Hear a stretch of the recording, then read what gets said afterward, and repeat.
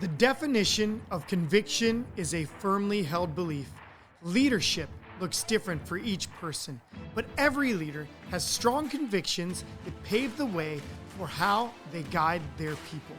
Whether you're an experienced leader, a current leader, a novice leader, or a soon-to-be leader, this podcast is a must for you. Through this show, you will hear leaders share their convictions, the struggles they face, and the challenges they have overcome by staying true to their convictions. Leadership can be hard and it can be lonely. I aim to connect you with leaders who have walked the journey and want to show others the way. This is Beau Vincent, and you're listening to The Conviction of a Leader.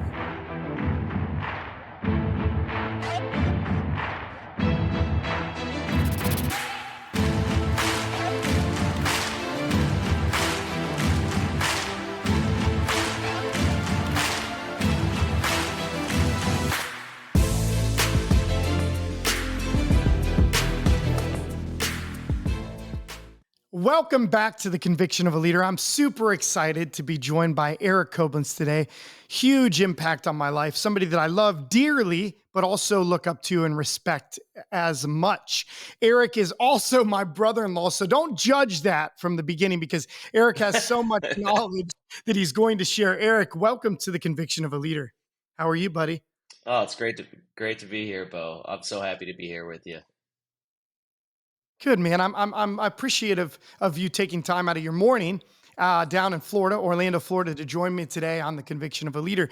So, Eric, I'm going to introduce you to our listeners out there. Eric Coblentz has been he was a college basketball player at Akron University in Ohio, and then Malone College, where long time ago. But his leadership started way before college athletics. But from there, he became a missionary with his wife, and he traveled to Haiti, Indonesia. He's been all over the world, helping people across the world. And he's done amazing things. He now works with the International Institute for Religious Freedom. He's been married to my wife's sister, Brianna, for 15 years, which is amazing to hear. Cohen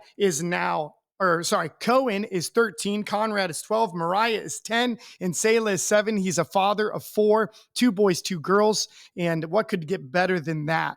You know, split right down the middle. But Eric, welcome to the That's show, right. my man. How are you?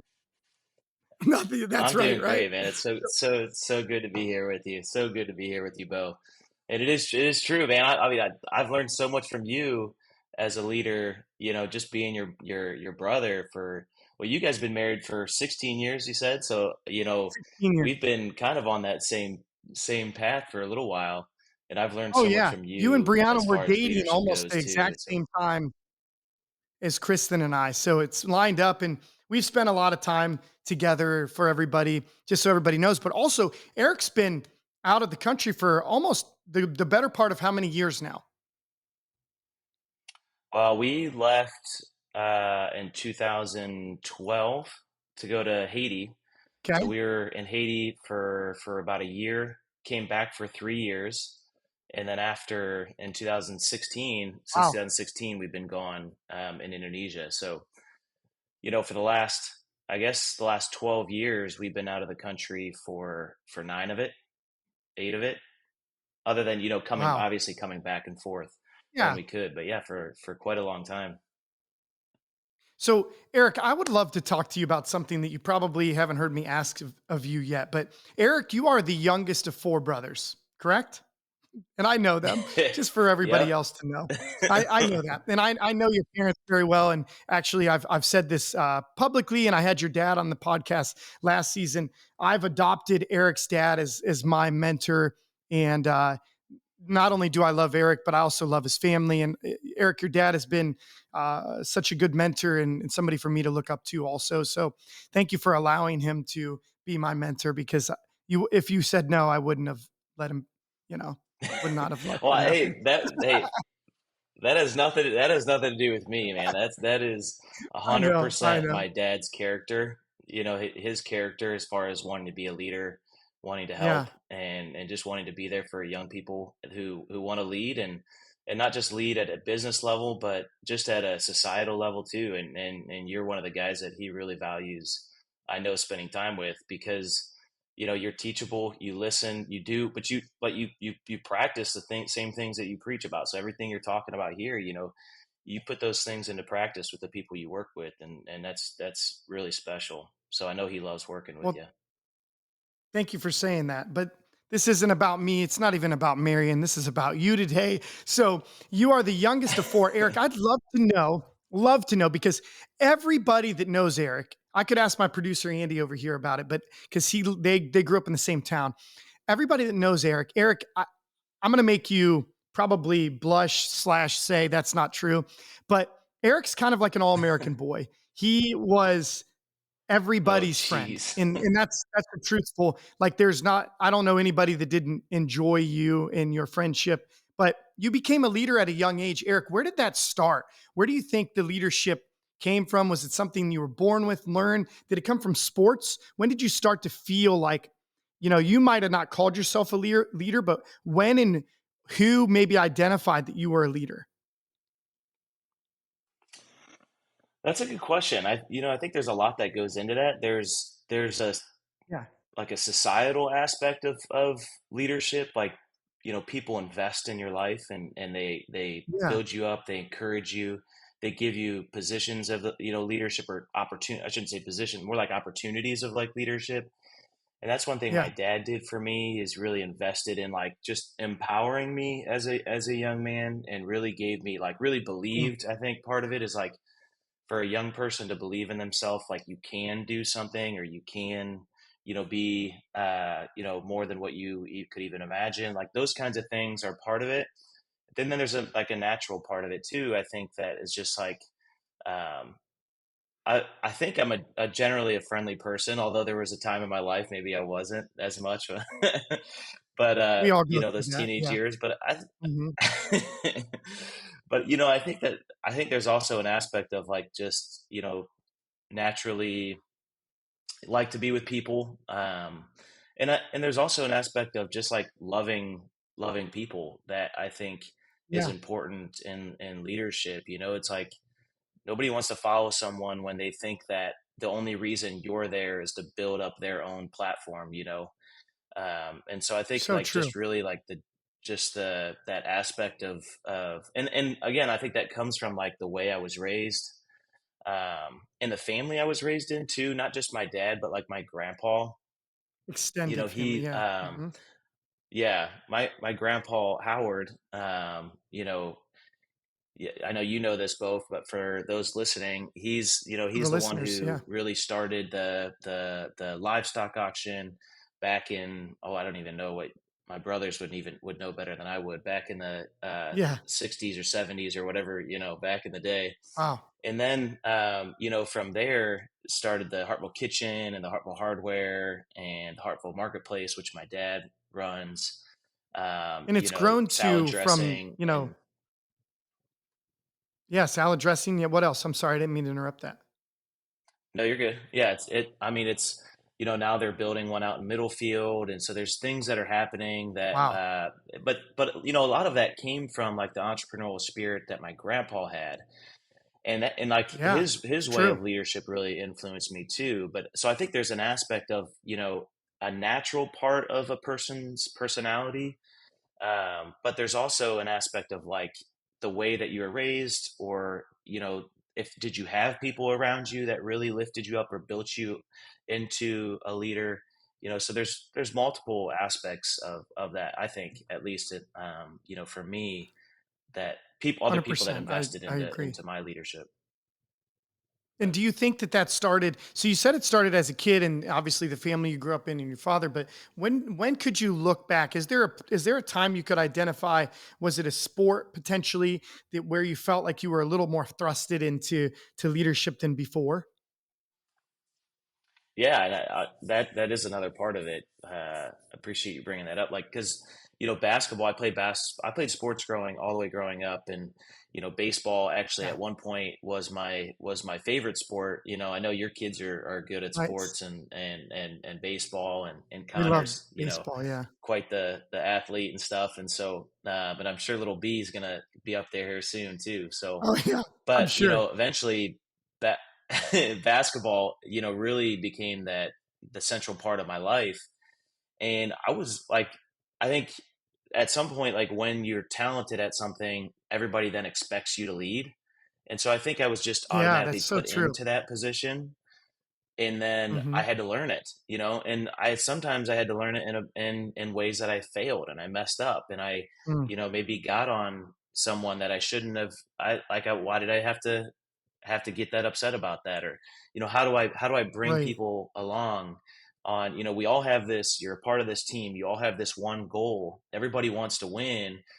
And at some point you have to learn that goal is not about lifting you up. Like that goal was about the team, and that aspect of the leadership is really tough for young people to learn, is that, hey, this business or this ministry or this sport, being a part of this team is not about me, it's about us. And that shift is really, really, really, really difficult to go through. But Yeah. sports really, you know, built that in me as a young person. It's like an accelerator, like you said, you were thrusted into the position that accelerated your leadership. But I know we've talked about it, and there's been struggles or failures within that, and you learn from them. And what's so crazy to think about, Eric, is that I've known you since you were in high school and played ball. So it's actually quite awesome for me to see your growth, because you were a great leader then for your age. But yes, we all make mistakes that we have to learn from. And those that learn from their mistakes, I think the fastest are the ones that people trust the most, because of consistency of saying that I make mistakes, but I learn and I admit fast and I want to change. And you are always really good at self reflection. And I think it's super important for leaders to be very honest with themselves and come before the mirror and talk to themselves and to God and admit Hmm. when they're wrong or when something's not right, so that they can genuinely fix it. And I liked what you said, when you learn at a young age or at any age, it really doesn't matter the age, that leadership is actually not about it's about you. That really changes the way that you view leadership, and then people view you as a leader. So let's talk about your journey and how that's grown from, where we started out in basketball all the way to where it's at today.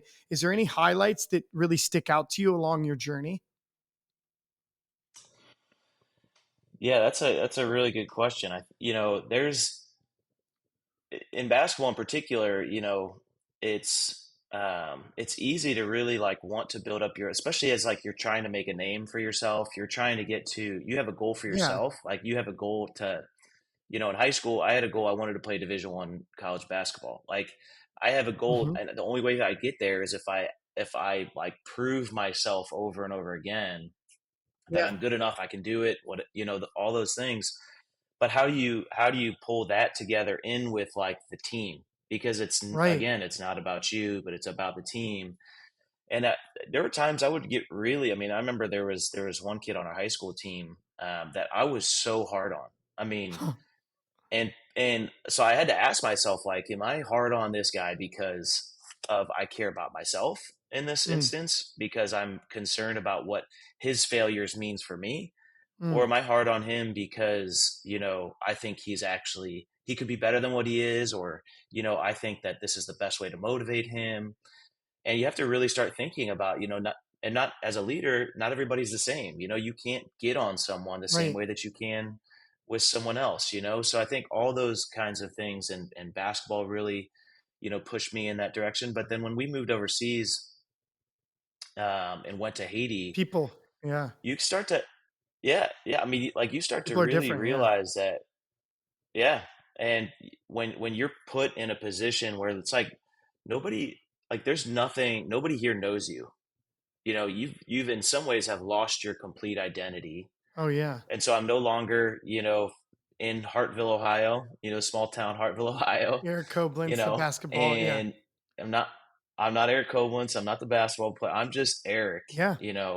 from the US who just moved here to help. And those things are, it's tough. And even then it's like there's this challenge of like, oh man, how do I make a name for myself here? And the same thing happened when we moved to Indonesia, and really having to say, you know, you maybe for people in the US, it's like, oh, there's the missionary family. They're over there. They're doing great things. They think about us every once in a while, but in some ways, you're the gone. Yeah.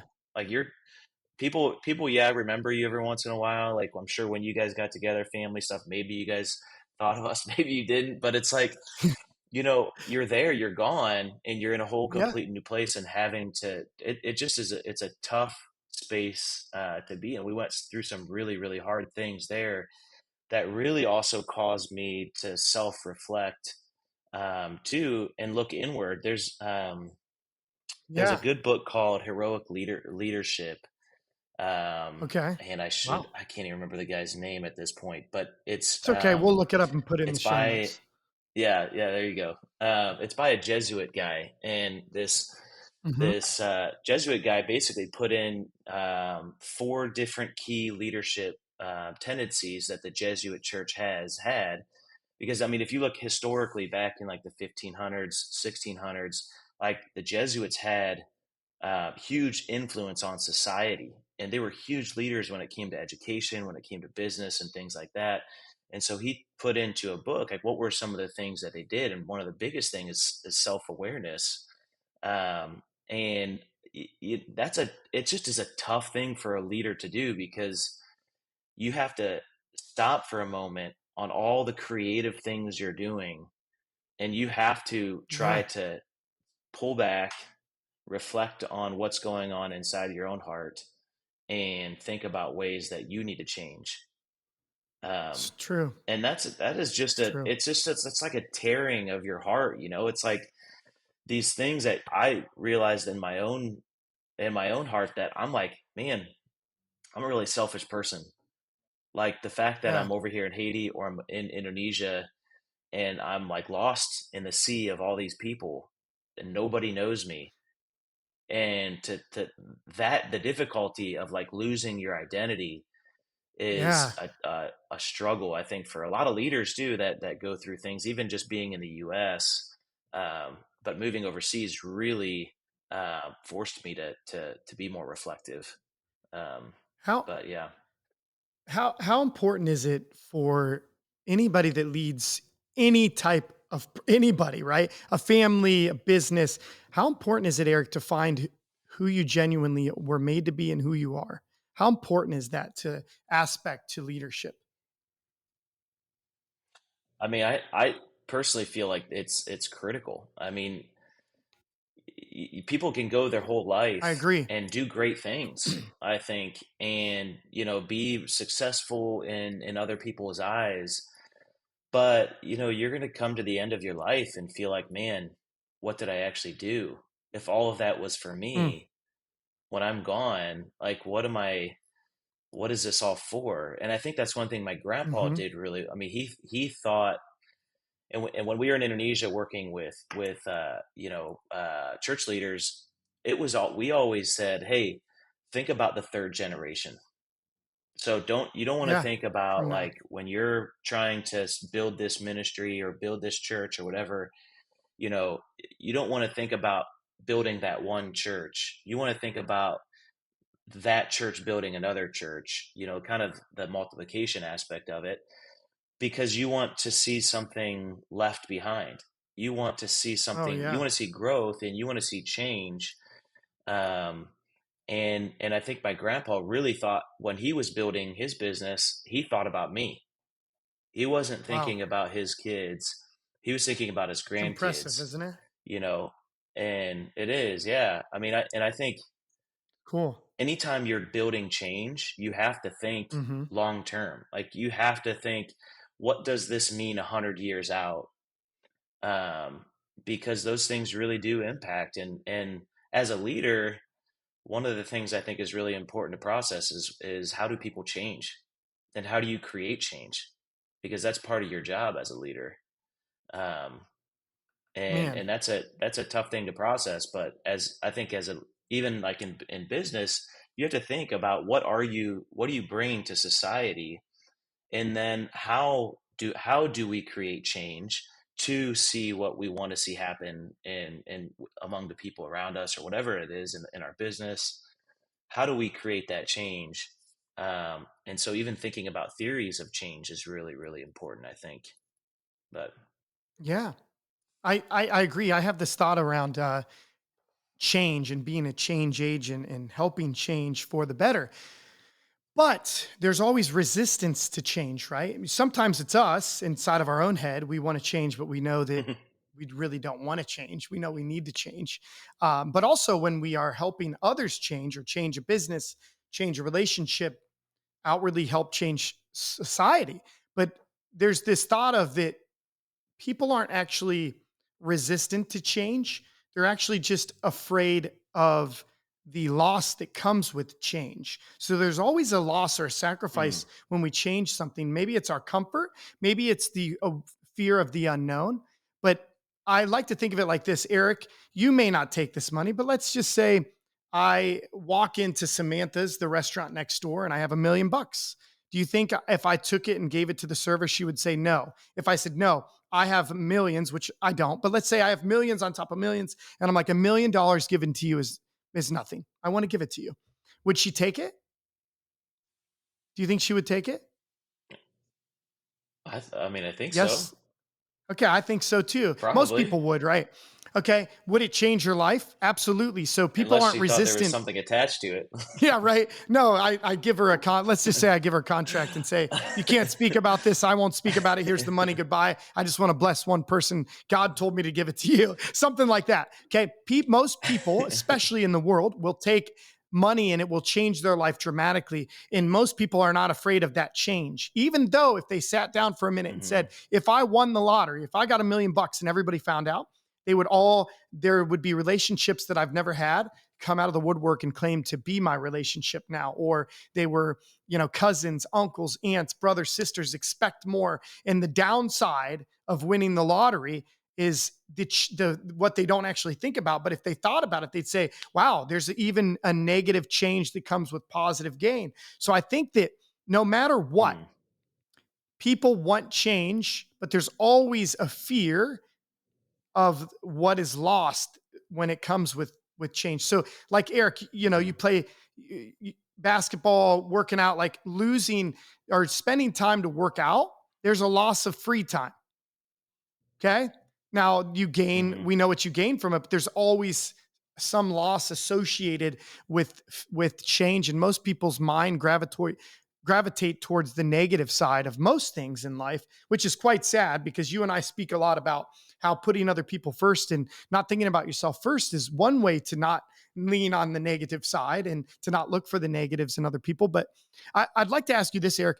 What have you learned from being in other countries about leadership and how different they view leaders and leadership and hierarchies? Is it the same? Is it different in Haiti and Indonesia? And you've been all over the world. I mean, lots of countries. What have you That's a observed and really good learned? question. I didn't even think about going in that direction today, but I think that is really important. One of the things that I have seen, for example, in Indonesia, so we have these what's called the bop meetings, and Okay. so every neighborhood is like its own, in some ways has a leadership structure around it.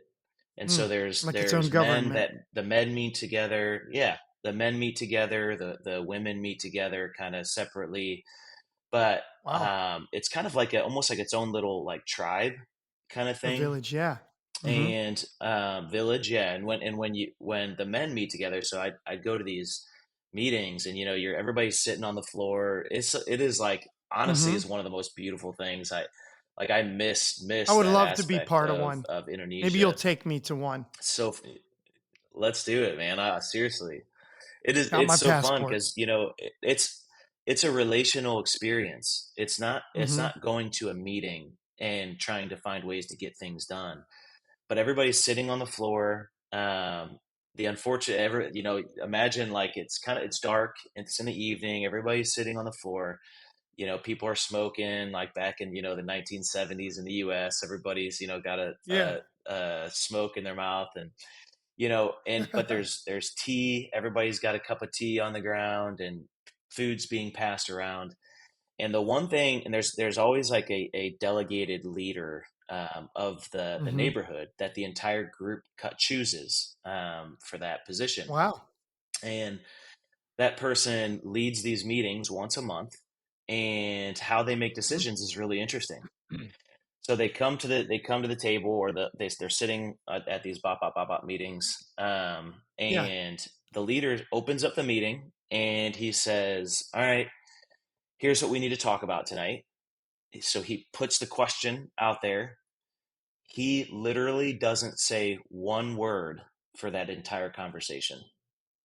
Wow. Everybody talks. Everybody kind of Mm. comes up with some sort of, and they sometimes it lasts 10 minutes, sometimes it lasts 2 hours because nobody can come to a conclusion. But the leader doesn't come in and say, "This is what we're doing. This is how we're doing it. Yeah. This is," and he doesn't, he literally waits until the entire group makes a decision. Once the group makes a decision, the leader steps in and says, "All right, well, here's what I'm hearing. We're gonna rebuild this road. It needs paved again, and we're gonna meet, next week to do that together as a group." And so then the entire Wow. group says okay, and then the meeting's done. But time isn't as important. The group is more important, and the relationship is more important. Mm. And if you look at even like if you look at the way even of Jesus, Yeah. how did Jesus see change, in Hmm. society? For Jesus, Yeah. it took him, he discipled these 12, men that he had following him. three Yeah. years he spent with them. And it wasn't until, towards the end of his ministry, his work with them, that finally Jesus, he didn't tell them, not once in the entire gospel of Mark does Jesus say that he's the Messiah. No. But then he at some point comes to in Mark chapter 8, he says, "Who do people say that I am?" Yeah. And the disciples say, "Well, some say Elijah, some say the prophet, some say," and then Jesus says, "Well, who do you say that I am?" Finally, for the first time in the book of Mark, Peter says, "You are the Messiah, the Son of the living God." And Jesus didn't even knowing that they didn't understand what that meant, because for the Jews, the Messiah meant kingship, lordship. It meant, reinstating the people of Israel.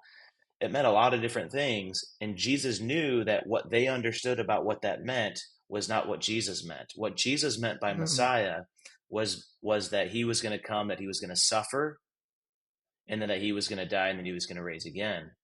And again, he didn't even just tell him right there, but he said that later, as time went on, he started to show them, not just tell, but show them who the Messiah was. And that's how I think in the Eastern world, how people see change. Mm. It's not I'm telling you, we want instant gratification, but for Eastern people, it is a process, and it's a group process. It is not an individual thing, Yeah. and it is the leader's responsibility to facilitate that growth as opposed to make that growth. And that Mm. change is hard for a Westerner to really process.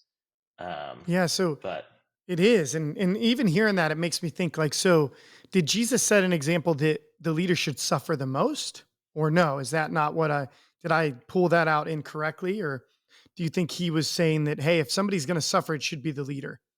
Should, Well, I think or that's part. no? I mean, he led by example. I mean, that's part of it. Yeah. But I think he's also saying, hey, you know, you as leaders, because in some ways the disciples, Hmm. yeah, they're going to be leaders, and he's saying, you know what, discipleship, you know what it means to be a leader.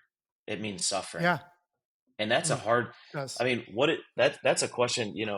As the last couple years for our family has been really hard, and that question for me of what does suffering have to do with leadership is, man, Mm.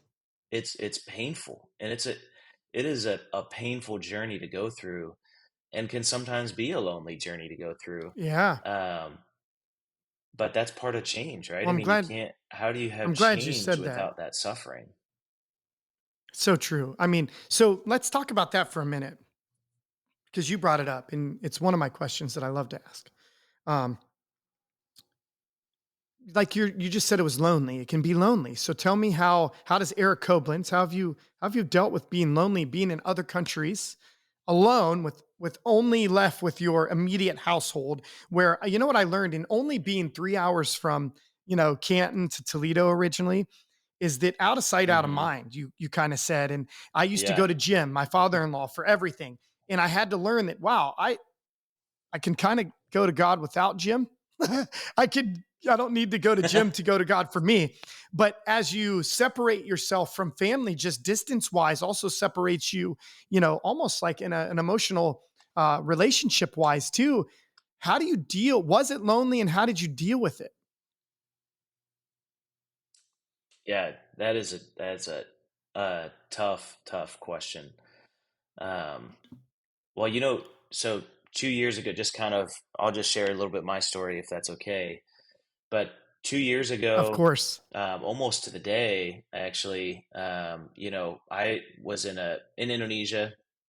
Um, I was Yes. going about 3 hours north of us to do some research. I currently am working with an organization that does research on religious violence, and I was going specifically. I'm also working on my PhD, and I Hmm. was going to this region to ask some questions and to do some research.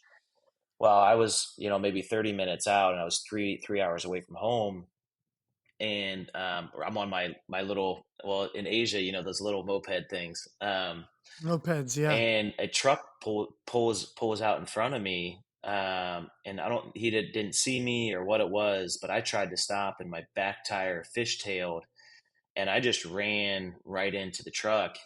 And when I finally like realized, what had happened, and consciously understood, the situation, I looked down at my leg, and my leg is, completely opened up.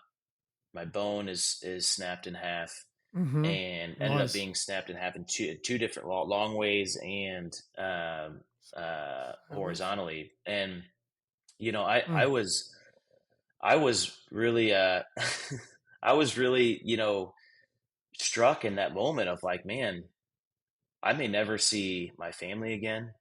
I may never see Brianna, my wife, my kids, and like immediately in survival mode.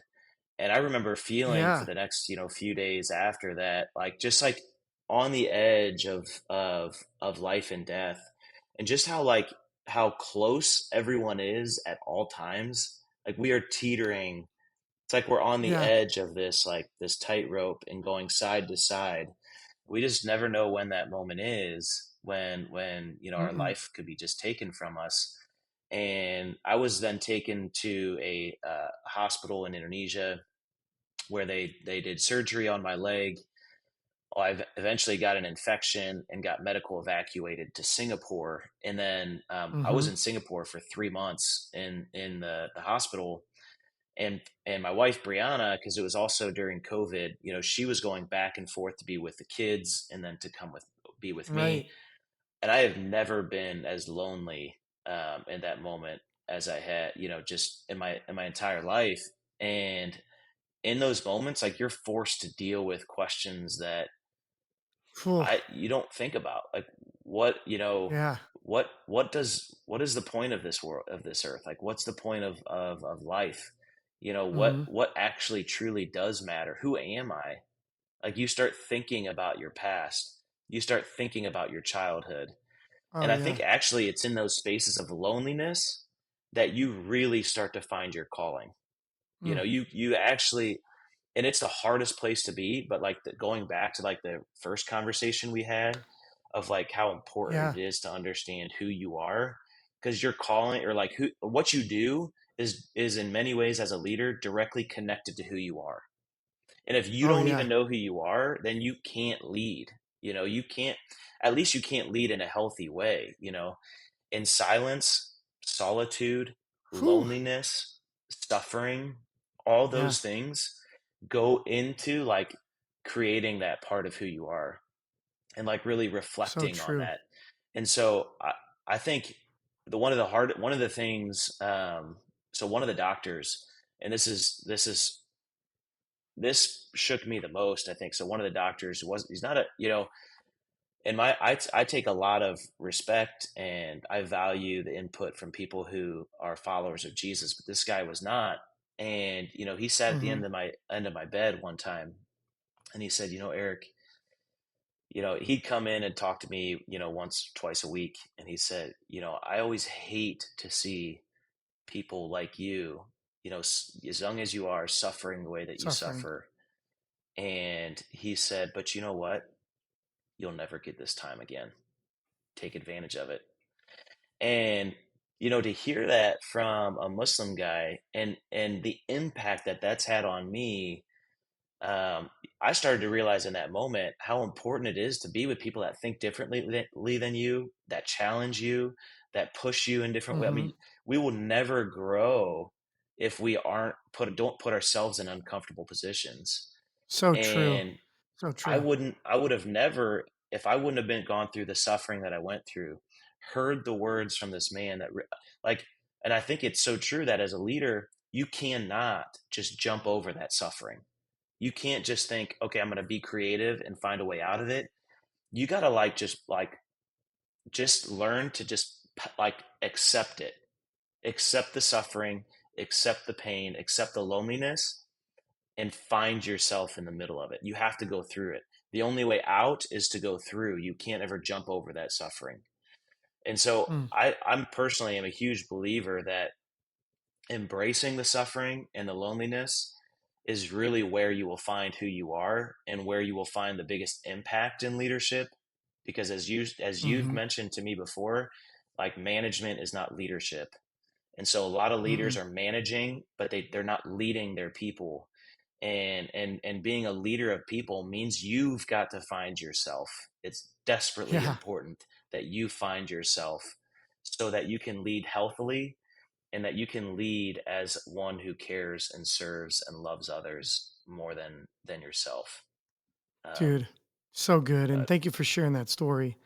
No, that's so good. I mean, I'm glad you brought it up because I might have brought it up, but it naturally came up from you, which is better than me asking you about it. So thank you for sharing that because those that are listening, it was a stressful time for Eric and Brianna and their kids. And I think everybody in the family felt semi helpless across the world, just praying for Eric. And um I even thought at one point, like, God, don't let him die. And it was like one of those things where we were emotional for you because, we felt lonely for you. So thank yeah. you for sharing that because we loved you and your impact is so great on, multiple countries and family and friends. And I appreciate you sharing that because it's funny is this season we're in the second season of Conviction of a Leader, and I think I could consider myself an expert of leadership because of leading people or managing people for 18 years. Hmm. But I want to consider myself a student so I can continue to learn. And the podcast being called The Conviction of a Leader, I've actually added a conviction this season, and you kind of nailed it so far in the episode. And it's actually, I mentioned this in one of the previous episodes, but I believe my new strongest conviction now is that as a leader, I believe that my largest calling is to help other people find who they are. Mm, That's it. And if mm, I can help more people find who they are, they'll have the biggest impact on the world, their family, and God's kingdom. So, because being who you were made to be in the lane you were made and created for is probably the most important thing and the hardest thing that we will ever do because most people we know will never find who they really are and they are imitators of who they want to be or who they think they were created to be, but never actually know who they are. And it's quite sad now that I know who I am and who I was created to be, to think about those that don't know. And having conviction hmm. is a strongly held belief. And when you have a conviction about something, I believe that you should be so compelled by that conviction that you should want to help other people know what you now know. So, Eric, we've already talked about some convictions. Are there any other, convictions or strongly held beliefs that guide you as a man, a leader, husband, father that you would like to talk about more? Um, I truly believe that my current conviction that I hold more than any is what you just said, is that we are here on this earth to invest in other people. I mean, Yes. Jesus, who I follow, says the two greatest commandments is to love the Lord your God with all your heart, soul, mind, and strength. But then the second is like it, to love your neighbor as yourself. And you can't do that when you're only living for yourself. Um, and it is True. not that you're putting yourself down, but it's that you're lifting other people up.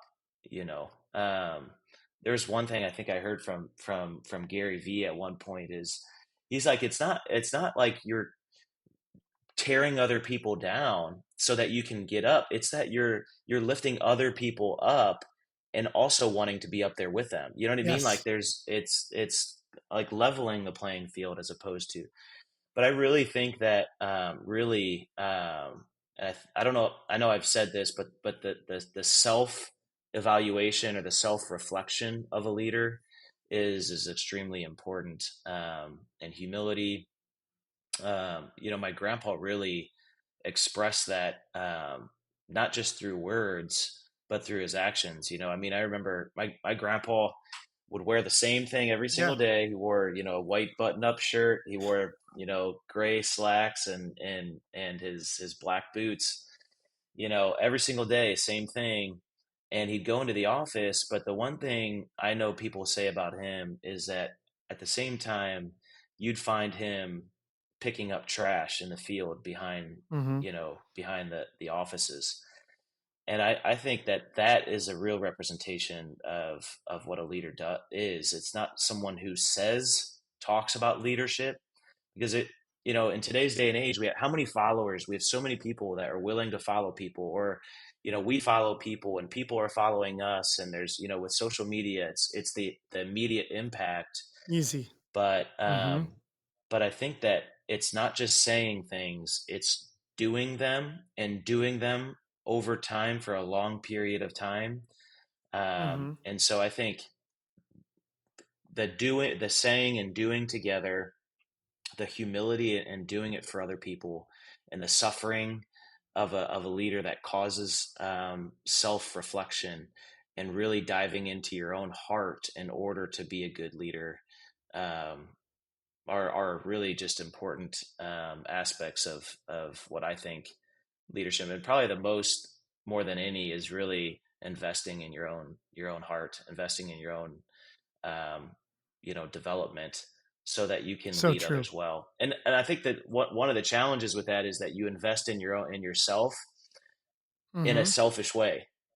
It's Right. like Yeah. thinking, I'm doing this so that I can be a better leader. No, like that in and of itself is not doing that, but it's investing in yourself so that you can be a better person.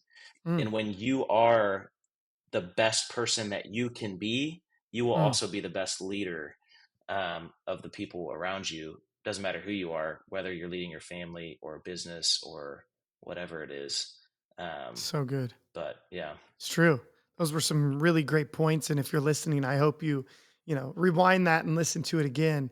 Eric, I created a leadership academy. I don't even know if I've told you about this yet. So I wrote a leadership academy for the consulting agency. Actually, let me correct that. I wrote a leadership academy on how to teach others about leadership and what I've learned along my journey in life, but also biblical, and mesh everything together. Well, I was waiting for the right avenue to deliver a platform, whether it's on my own or with somebody else, and deliver this training. And I partnered with the consulting agency and launched it. And almost been a lifelong dream, almost 10 plus years of praying That's and awesome, Beau. waiting to deliver it. So we sold out of the first class. It's a 3-month academy, and 20 people. We maxed it at 20, so we got to 20 and stopped. And like I said, it's 1 quarter, so 3 months, but each month is a different topic. And I actually created these 3 steps to leadership, and I love to have a conversation a little bit around it. And I'll tell you how I came to them.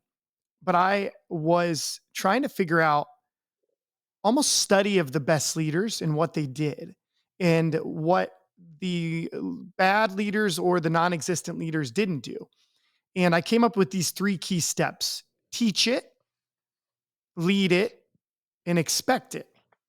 And I said, a great leader Hmm. learns how to teach others and meet them where they're at. Two, they understand how to lead it and ensure that they model what they teach. And the third one is that they expect it. If I've taught you and we're leading by example, I expect you. And I had a dream one night, Eric, and I started teaching this in the retail world, by the way. Just it wasn't a training they gave. I decided to start doing this in district meetings, store meetings, and regional meetings. That's awesome. Started to teach it. But I had a dream one night, Eric, and in the middle of my dream was Jesus. And I swear the dream said, you modeled your three key after Jesus. Jesus was a great teacher, a great leader, and he said things like, now go and sin no more. He would teach people and then he would hold them accountable. But what's funny about the expect it is that when I train somebody and I lead by example, I fail quite often and I know they're going to fail. And Jesus knew that. When he said, now go and sin no more, did he actually think they were going to be sinless the rest of their life, Eric? He knew that they were going to No. fail, but it doesn't mean that we shouldn't strive for not failing. He set the Yep. example of that we should strive to be the best version of ourselves, like you said, each and every day. And I just wanted to get your take on those three steps and if it inspired anything that you would like to talk about from those.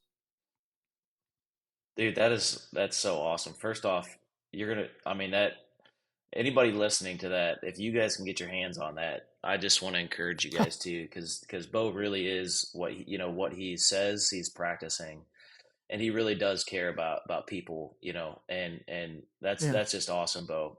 One of the things that really came to mind, I thought this was really cool because I remember hearing years ago, back when I was, working at a church, Mm-hmm. and this guy Ray Vanderlaan, he talks about, like he tries to express first century Judaism when Jesus lived, and just to kind of bring the Bible alive.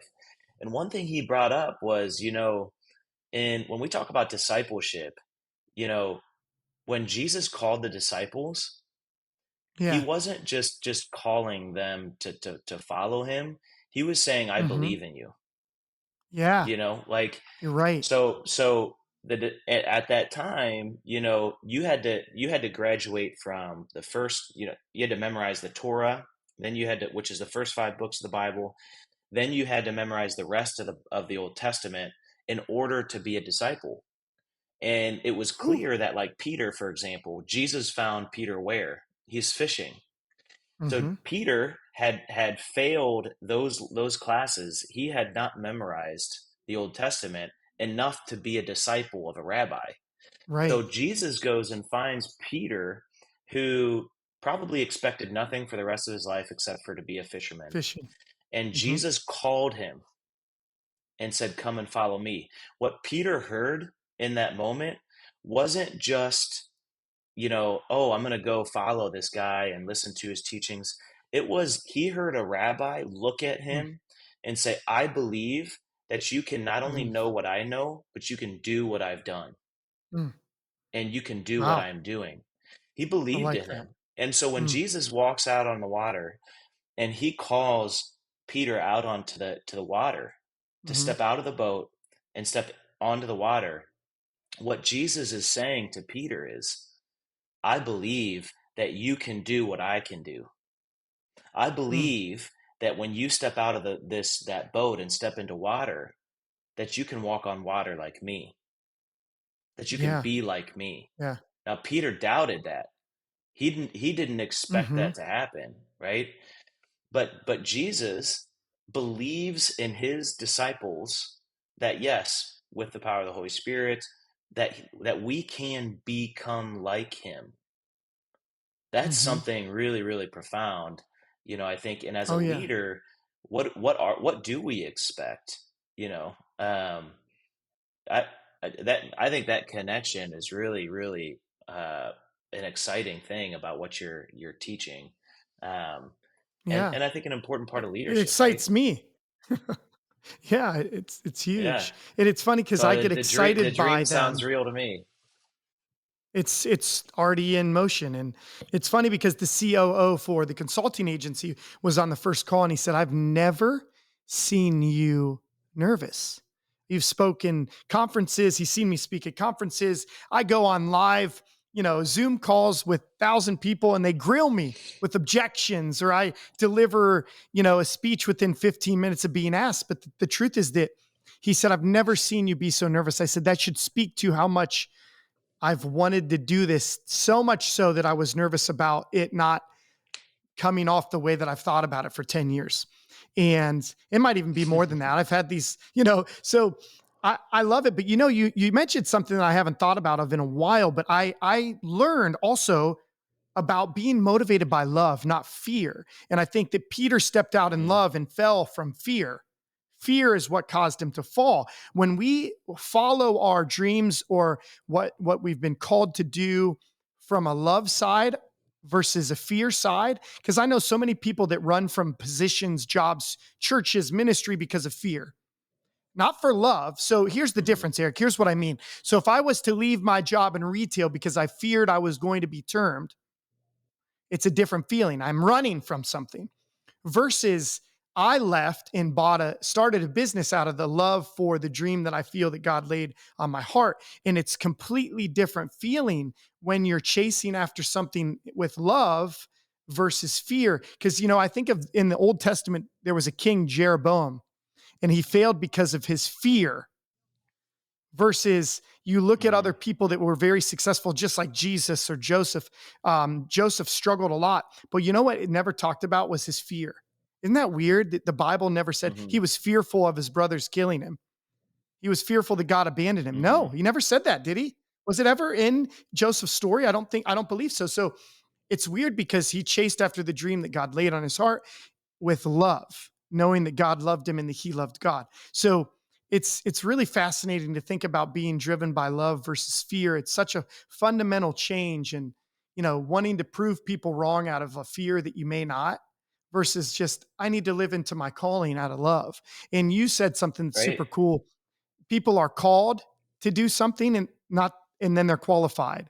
He doesn't call the qualified, he qualifies the called, which is super cool. And part of this academy that I'm doing is about helping people become qualified to lead others. And what's funny is that, like you said, it actually starts with yourself. Just starting with yourself Yeah. is the best person to lead.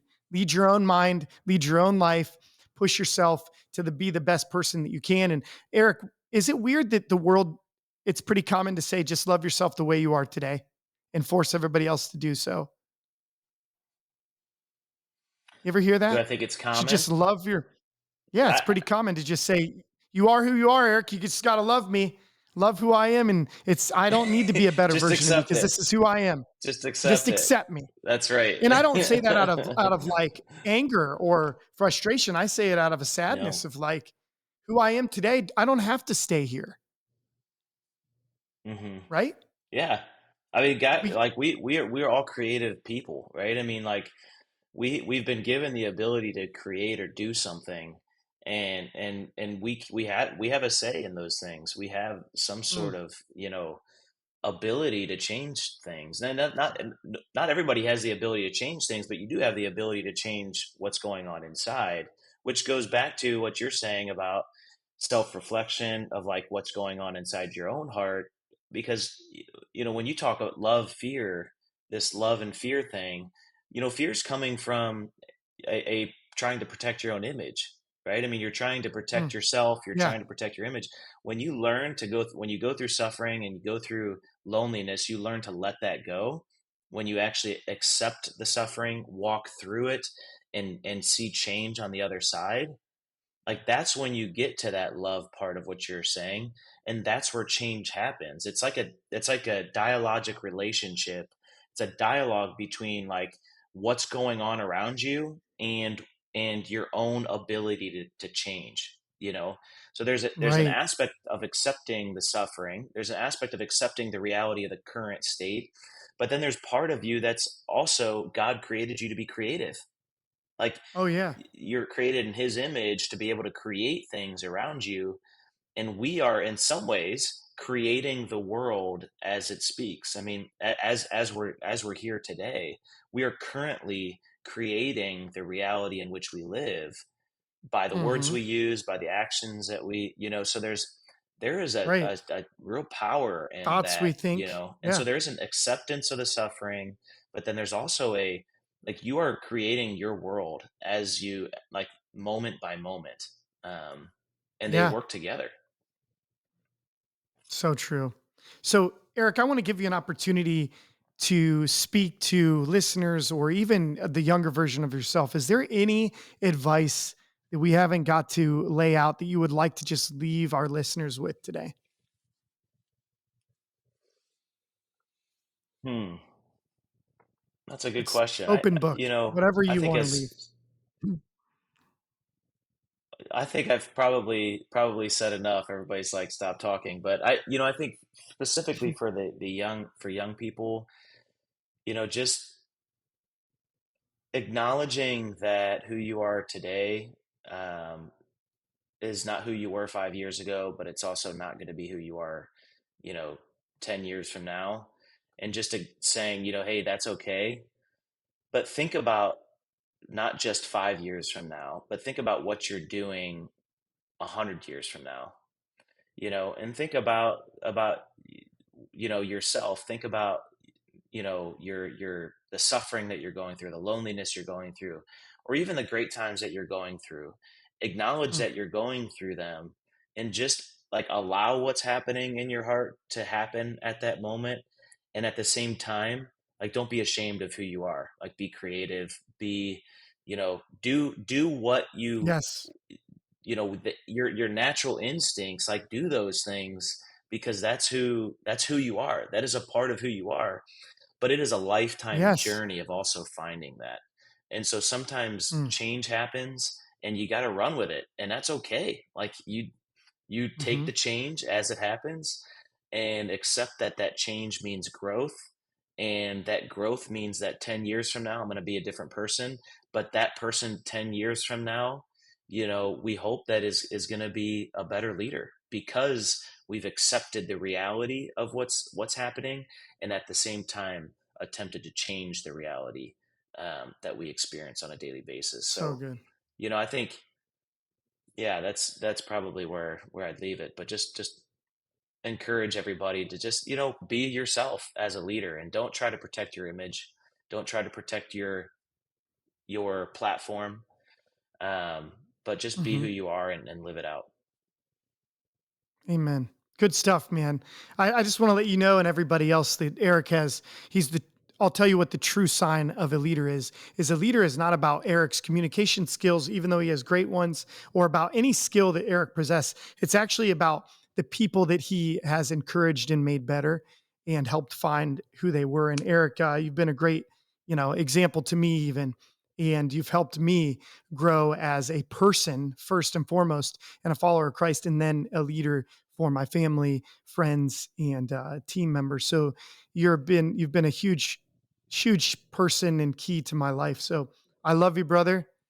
Well, You Bo, there's not a I lot of wouldn't people be who like I you. am today without I would not be who I am today without a brother like you in my life, and others that really have invested in me. And that's been a huge part of my journey too. Without people, we can't lead. You know, and So that true. just is. Thank you. And you're a really good example of that, Bo. And so I appreciate you, brother, and so happy to be here Thank with you. you. I appreciate you. I humbly accept that, honestly. And I want to thank you. If you're listening to this episode and it made a major impact on your life, I want to ask you to just stop for a second and share this podcast with your friends, family members, coworkers. If anybody comes to mind, I want you to share it. Share it on social media, text it to them, send them the link to the YouTube channel, to the podcast, because you never know how this is going to impact somebody. I want you to share that with me or Eric. Eric, I'm going to put all the ways that they can follow you into our show notes, your social media links, but also Eric, if you have anything that you want to send to me that we can add to show notes, like, speeches or essays that you've written that you would like me to put in the show notes so that other people can follow you, connect with you more, I would love to do that. Eric, thank you so much for joining the Conviction of a Leader. Yeah, I thanks for having appreciate me you. on, Bo. It's been a real joy and pleasure. Yep. It's about time we did it. So thank you. Thank you for listening. Turn on the notifications, and we look forward to seeing you on the next episode. Bye bye.